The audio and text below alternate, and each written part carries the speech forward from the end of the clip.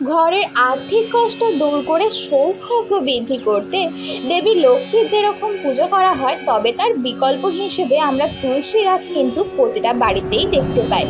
এই তুলসী দেবীকে পুজো করলে যেমন দেবী লক্ষ্মী খুশি হন, তেমন তার পাশাপাশি নারায়ণেরও আশীর্বাদ পাওয়া যায়।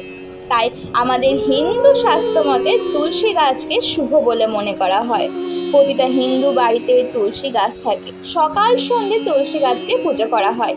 তুলসী গাছের গোড়ায় জল দেওয়া হয়, ধূপ দেওয়া হয়, প্রদীপ জ্বালানো হয়।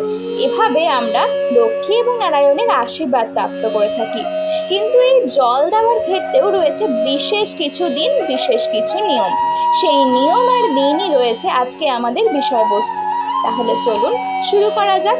তবে তার আগে যদি ভিডিওটি ভালো লেগে থাকে তাহলে লাইক করে বন্ধুদের সঙ্গে শেয়ার করবেন।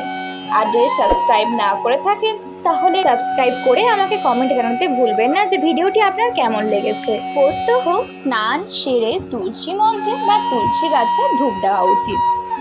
একইভাবে সন্ধেবেলা তুলসী মঞ্চে প্রদীপ দেওয়ার রীতি রয়েছে। এতে দেবী লক্ষ্মীও প্রসন্ন হন। তুলসী গাছের গোড়া কখনো শুকনো রাখতে নেই। খেয়াল রাখুন যাতে তুলসী গাছের মাটি সবসময় ভেজা অবস্থায় থাকে। কিন্তু সপ্তাহে প্রতিদিন তুলসী গাছের জল দিতে নেই। এতে দেবী লক্ষ্মী নাকি রুষ্ট হন। তাহলে সপ্তাহের কোন কোন দিন তুলসী গাছে জল দেবেন চলুন জেনে নেওয়া যাক। প্রথমেই আসে রবিবার দিনটি। প্রত্যহ আপনি তুলসী গাছে জল দিলেও রবিবার দিনটিতে কোনো মতে কিন্তু তুলসী গাছে জল ঢালবেন না। কারণ পৌরাণিক কথা অনুসারে প্রত্যেক রবিবার তুলসী দেবী তার স্বামী নারায়ণের জন্য নির্জলা উপোস রাখেন। তাই এদিন তুলসী গাছে জল দিলে তার উপবাস ভঙ্গ হয়ে যায়। রবিবার হচ্ছে সূর্যদেবের দিন, তাই ওই দিন সূর্যকে জল নিবেদন করতে হয়। তুলসী দেবীর ব্রত ভঙ্গ হলে রুষ্ট হন মা লক্ষ্মী। মনে করা হয় রবিবার তুলসী গাছে জল দিলে দেবী লক্ষ্মীর রোষে বাড়িতে নেগেটিভ এনার্জি ছড়িয়ে পড়ে। দ্বিতীয় আসে একাদশীর দিন। একাদশীর দিন রবিবারের পাশাপাশি জল দিতে নেই এই দিনেও।